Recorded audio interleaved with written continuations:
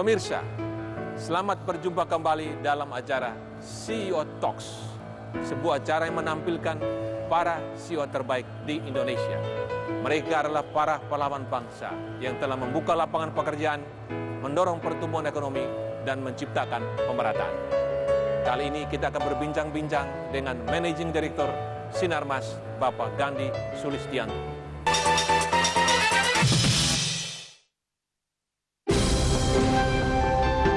Meskipun terlahir bukan dari keluarga konglomerat dan berada di luar lingkaran keluarga Eka Cipta Wijaya, Gandhi Sulistianto dipercaya mengemban tugas penting di Sinarmas. Beliau duduk sebagai Managing Director, membawahi 6 pilar bisnis Sinarmas, yakni Palm and Paper Product, Agribusiness and Foods, Financial Service, Developer and Real Estate, Telecommunication, dan Energi and Infrastructure.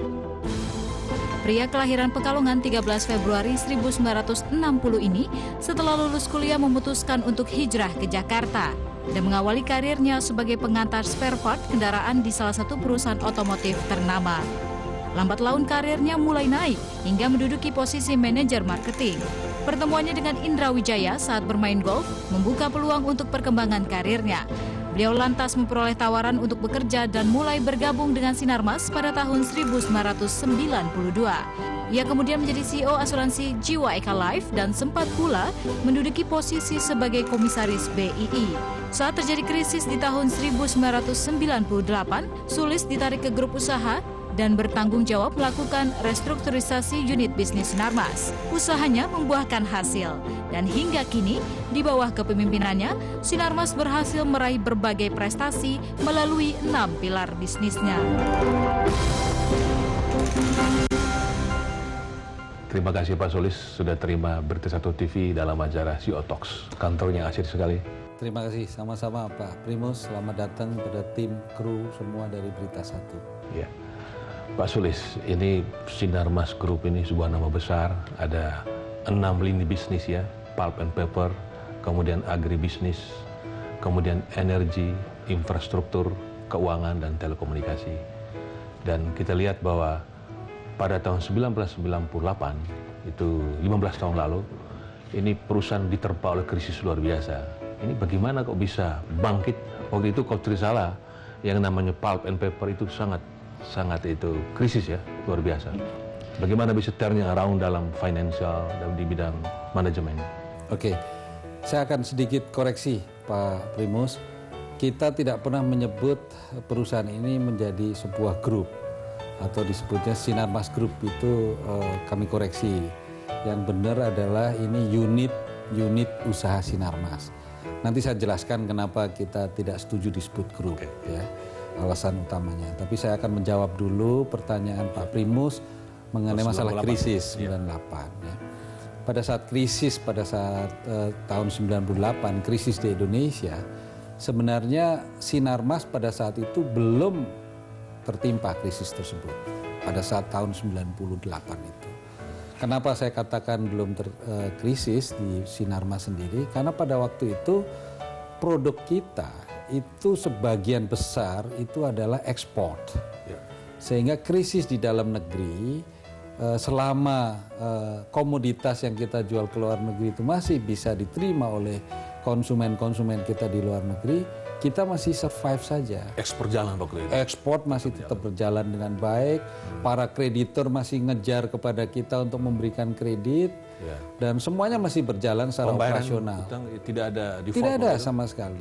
Nah, baru krisis itu menimpa Sinarmas pada saat kira-kira 3 tahun setelah 98. Justru setelah krisis? Iya, dimulai pada tahun 2001 pada waktu itu, di mana krisis sudah mengglobal. Ya, jadi tidak hanya dialami oleh Indonesia, tetapi sudah merambat ke seluruh dunia. Pada waktu itu harga kertas turun. Ya, harga komoditas utama kita, kertas, turun pada level yang paling rendah. Kemudian harga CPO juga turun, sementara di dalam negeri waktu itu polisinya CPO diberikan biaya keluar setinggi-tinggi mungkin pada saat itu, 60%. Sehingga pada saat yang sama Indonesia juga menerima waktu itu kredit ratingnya rendah sekali. Nah, dari faktor-faktor itulah mulai kita terasa di Sinarmas ada satu krisis yang luar biasa yang kita hadapi. Kemudian bisa teratasi tahun 2003 atau 4? Ya, dari tahun 2001 kami mulai melakukan satu kegiatan-kegiatan restrukturisasi di perusahaan kami, khususnya di pulp dan kertas, tetapi juga meliputi juga perusahaan-perusahaan yang lain. Ya. Di situ kita mulai restrukturisasi, kita bertemu dengan para kreditur, dan karena memang pada saatnya kita tidak mampu, kita nyatakan waktu itu standstill. Standstill artinya apa? Kita menghentikan sementara waktu semua pembayaran terhadap komitmen kreditor. tetap ada, Tetapi komitmen untuk menyelesaikan itu ada. Ya. Ini semua berangkat dari komitmen dari founding fathers kita, Pak Eka Cipta. Waktu itu seluruh manajemen dikumpulkan, kemudian Pak Eka memberikan briefing kepada kita bahwa waktu yang Pak Eka namanya masih aktif. Masih aktif.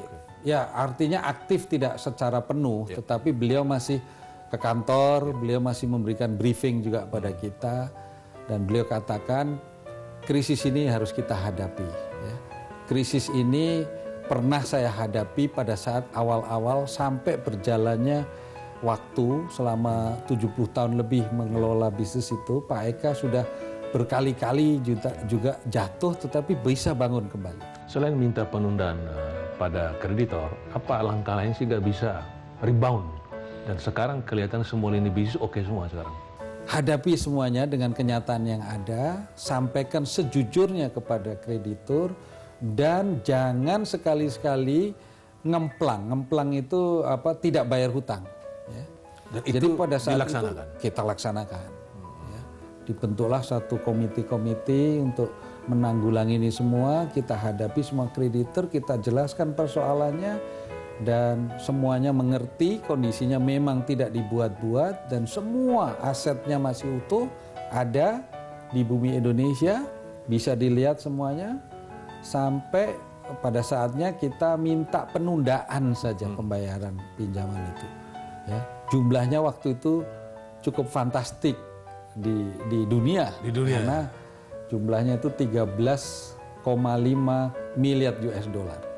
Saya rasa itu terbesar restrukturisasi yang ada di negara. Nanti saya akan bertanya tentang grup Sinarmas tadi, bukan sebuah holding, tetapi sebuah pengelola yang berbeda dengan pemahaman orang tentang grup-grup usaha. Ya. Nantikan penjelasan setelah yang satu ini.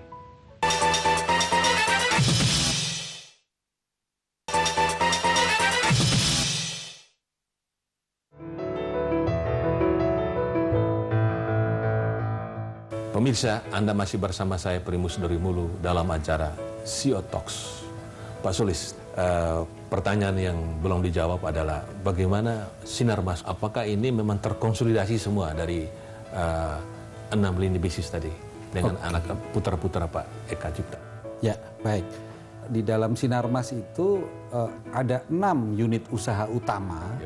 Itu merupakan unit usaha yang berdiri independen masing-masing, ya. Secara legalitas tidak terkait satu sama lain. Secara legal tidak terkait? Ya, tidak terkait secara legalitas. Mereka di bidangnya masing-masing dengan manajemen yang mempunyai kewenangan masing-masing tanpa sebuah komando dari seorang yang ada di atasnya. Ya. Hanya dikomandoi oleh unit-unit usaha itu sendiri.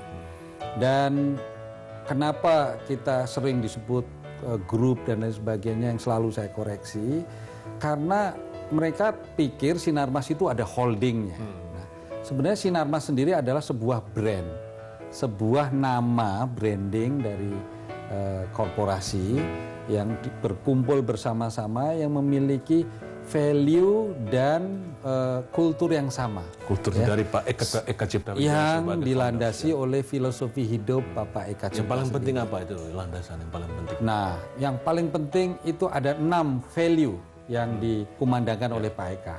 Yang pertama adalah integritas. Jadi Pak Eka selalu bilang integritas. Yang kedua? kedua adalah sikap positif. Jadi thinking, positive thinking, Oke. jangan pernah berpikir negatif kata beliau ya. Kemudian komitmen, harus selalu memberikan komitmen yang termasuk tinggi. dari menyelesaikan kewajiban. Nah, kewajiban yang diselesaikan itu adalah ada di dalam 6 values atau 6 value itu. Kemudian perbaikan berkelanjutan.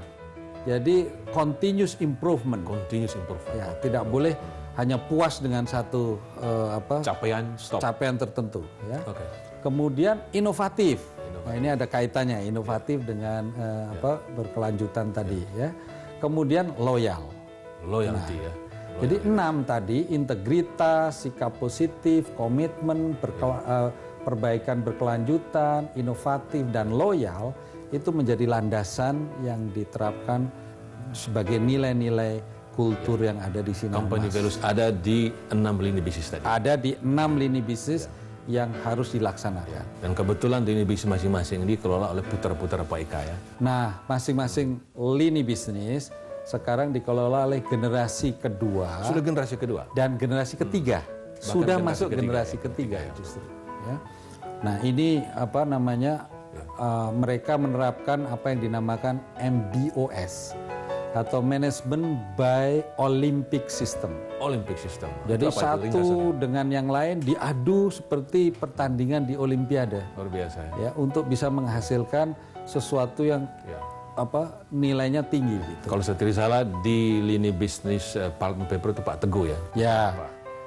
Jadi yang pertama lini bisnis itu adalah yang pertama yang asetnya terbesar adalah dari Pulp and Paper dipimpin oleh Pak Teguh Gandawijaya, putra tertua Pak Eka. Kemudian ada yang kedua di lini bisnis Agrobusiness and Food ya, itu dipimpin oleh Pak Franky Wijaya. Yang paling muda. Iya, yang paling muda. Kemudian di lini bisnis Financial Services dikelola oleh Bapak Indra Wijaya. Yang kedua. Kemudian ya ini putra Pak Eka yang keempat, Pak Indra, tetapi memimpin Financial Services. Kemudian lini developer Sinarmas Land dipimpin oleh Bapak Mukhtar Wijaya. Kemudian yang kelima mengenai infrastruktur dan energi ini dipimpin oleh generasi ketiga Bapak Fuganto Wijaya. Kemudian yang terakhir yang keenam adalah telekomunikasi. Ya, ini dalam bimbingan Pak Franky Wijaya. Franky juga. Ya. Nah, sekarang sudah go internasional ya. Ini perusahaan-perusahaan, terutama Pulp and Paper dan juga agribisnis. Ya, jadi kami menghasilkan komoditas, Mas. Jadi komoditas kita utama yang menjadi eksportir Indonesia juga yang utama yaitu kelapa sawit. Ya. Makanya tidak ada brandnya di luar negeri. Minyak sawit dikenal sebagai brand Indonesia sebagai generik minyak sawit. Tetapi bukan brand Sinarmas yang keluar. Ya. Kemudian yang kedua adalah kertas. Nah, kertas ini juga kita lebih dari 100 negara. 120 negara, 120 negara. sudah dipasarkan dengan kertas generik juga. Karena kertas itu juga dijual atas biasanya dalam private label di masing-masing negara. Nah, padahal itu made in Indonesia. Jadi sebetulnya perusahaan Indonesia seperti Sinarmas sudah menjadi global player ya. Ya, kami sudah masuk di dalam pemain internasional. Luar biasa. Maka dari itu komitmen atau setiap langkah dari pemerintah Indonesia itu juga menjadi acuan buat konsumen kami. Ya. Jadi setiap ada gejolak apa di Indonesia mempengaruhi juga komoditas kami. Pak Sulis, ini peran Anda luar biasa. Anda bukan satu dari 6 putra-putri Pak Eka, tetapi justru Anda bisa dipercaya menjadi CEO dan menjadi bridging antara mereka, antara lini bisnis tadi. Luar biasa. Pemirsa, jawabannya nantikan setelah yang berikut ini.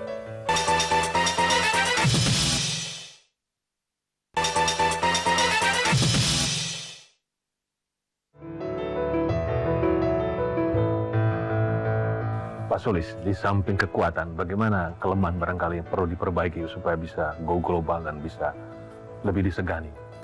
Ya, kita harus terus tingkatkan efisiensi ya, terutama karena perusahaan-perusahaan di Indonesia biasanya terkenal kurang efisien, terutama masalah kelemahan infrastruktur dan sebagainya. Dan kita mulai masuk ke hilirisasi.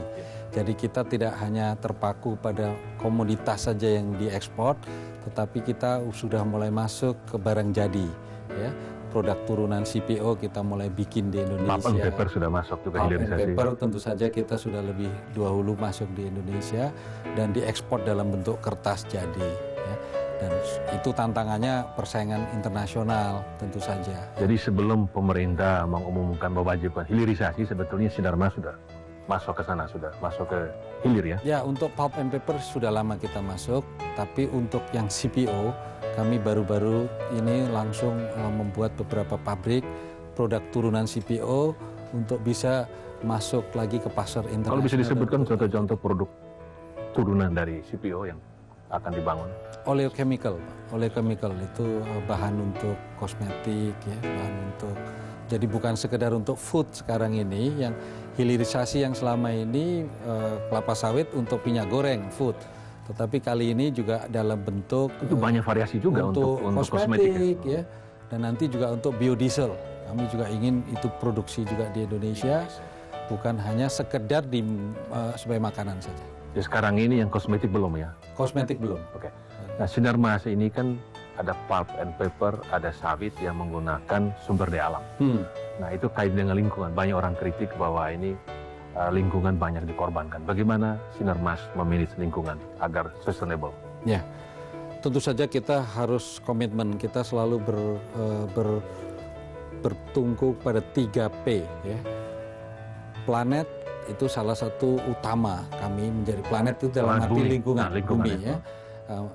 Profit, ya, ini yang menjadi unggulan sebagai komersial perusahaan harus profit. Yang ketiga adalah people. Jadi bukan profit number one. Bukan, tetapi jadi planet dulu, profit baru people. Dan Sinarmas salah satu dari sekian perusahaan di dunia yang berani memberikan komitmennya untuk pemeliharaan lingkungan. Ya, baru-baru ini kami menandatangani sebuah komitmen di PBB untuk menjaga lingkungan. Ya. Dan itu tidak banyak perusahaan di Indonesia yang berani mengajukan dirinya untuk komitmen tersebut. Ya. Nah, kalau pulp and paper itu kan bahan baku butuh banyak sekali. Nah, ini bagaimana dukungan bahan baku pada saat hutan kita sudah berkurang, hutan alam ya.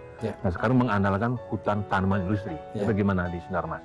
Kami sudah sudah melakukan sebuah komitmen untuk zero deforestation. Memang orang bertanya-tanya, dari mana yuk bahan bakunya kalau yuk tidak menebang pohon sama sekali. Yang kami maksudkan zero deforestation adalah zero deforestation dari hutan alam.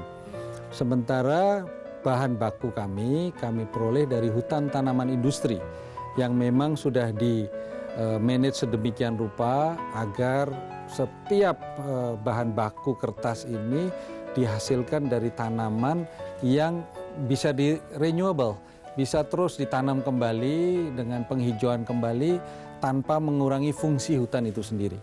Itulah yang namanya zero deforestation. Sekarang memiliki sendiri HTI. Kami punya HTI yang kami kelola sendiri, namun sebagian besar adalah bermitra dengan pengusaha-pengusaha daerah, bermitra dengan petani-petani atau pengelola hutan yang ada di daerah-daerah. Nah, sawit ini kan diharapkan menjadi primadona. Ya. Nah, bagaimana saran Anda, kita masuk presiden baru, pemerintahan baru, harapan baru, bagaimana agar sawit ini bisa betul-betul menjadi primadona, ekspor kita meningkat dan memberikan kemaslahatan banyak bagi masyarakat Indonesia? Kami sangat berharap dari pemerintahan yang ada ini untuk supaya sawit tidak hanya sebagai food, tidak hanya sebagai bahan pangan, tapi bisa dipakai juga sebagai bahan bakar. Ya. Biodiesel dari sawit itu merupakan satu impian buat kami, biodiesel, para penghasil CPO. Apakah cukup untuk kita masuk ke biofuel dengan bahan baku sawit? Bisa? Sangat cukup. Sangat cukup. Kami sanggup untuk mensuplai di seluruh dunia kalau itu bisa dapat kesempatan policy dari pemerintah yang baru ini. Sampai hari ini polisinya belum mendukung untuk ke biofuel ini? Sudah mengarah tetapi belum optimal. Kalau satu saran apa kira-kira yang misalnya kebijakan fiskal atau apa? bisa mendorong ini agar biofuel ini bisa jadi? Saya pikir policy dari Departemen ESDM untuk menjadikan sawit ini sebagai bahan bakar, itu yang kami tunggu. Itu yang kami tunggu. Menarik sekali Pak Sulis penjelasan. Pemirsa, jangan kemana-mana, tetap bersama saya dalam acara CEO Talks.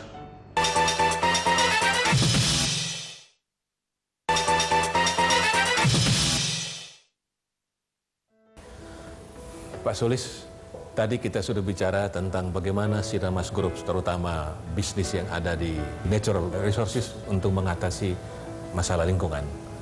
Nah, sekarang kita kepingin tahu yang lebih pribadi. Mengapa Pak Sulis kok bisa menjadi semacam bridging juru bicara dari anak-anak dari Pak Eka Cipta di 6 sektor ini?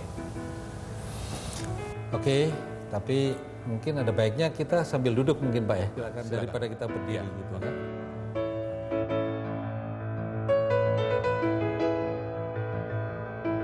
Jadi saya itu beruntung Pak, bahwa saya waktu itu ada kesempatan langsung berinteraksi dengan founding fathers perusahaan ini, Pak Eka. Langsung dengan Pak Eka Cipta? Dengan Pak Eka. Jadi pada saat itu saya diminta membantu di bank, pada saat itu adalah Bank BII. Saya sebagai salah satu eksekutif yang selalu mengikuti kegiatan Pak Eka setiap hari pada waktu itu.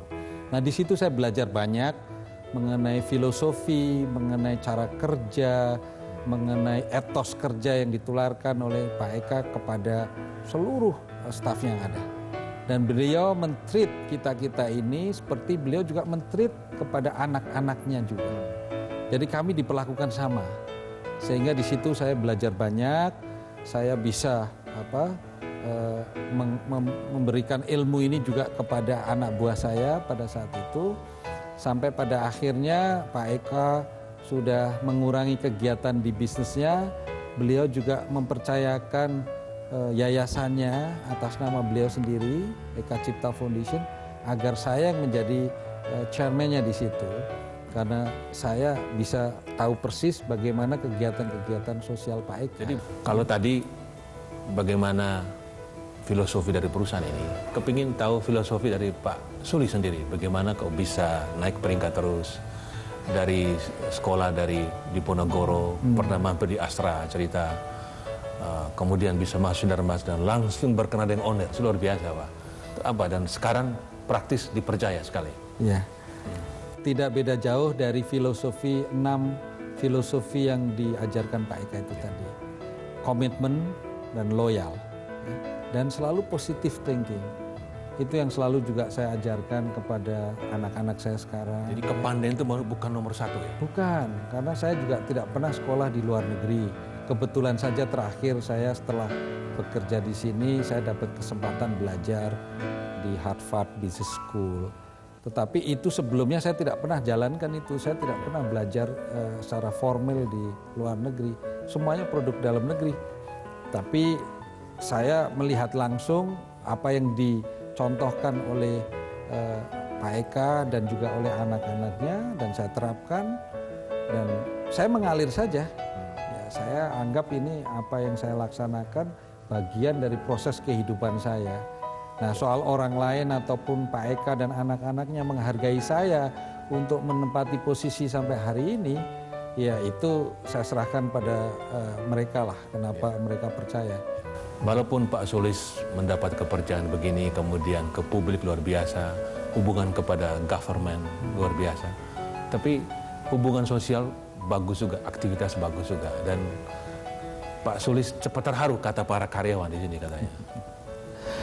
Ya, memang inilah manusia tidak bisa disembunyikan dari sebuah sifat atau karakter. Karakter saya memang dari dulu seperti ini. Saya senang berkawan kepada semua orang, dari kopral sampai jenderal, ya, dari senang nyanyi juga. Ya, kadang-kadang ngisi waktu nyanyi karaoke, saya punya karaoke. Saya kadang kalau ngisi waktu supaya ada keseimbangan, nyanyi di ruangan karaoke saya sendiri gitu kan. Katanya kalau dengar lagu ayah kayaknya menitikan air mata juga katanya. Cepat terharu juga. Itu betul karena ayah saya meninggal pada usia yang sangat muda. usia 54 tahun.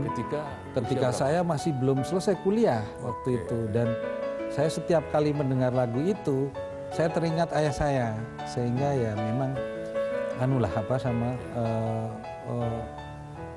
sedikit melo, istilahnya itu.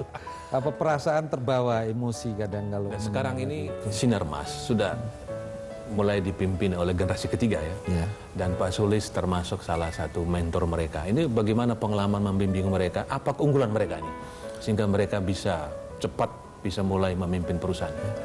Satu kelebihan keluarga Wijaya ini, pemilik dari Sinarmas, adalah kekompakan.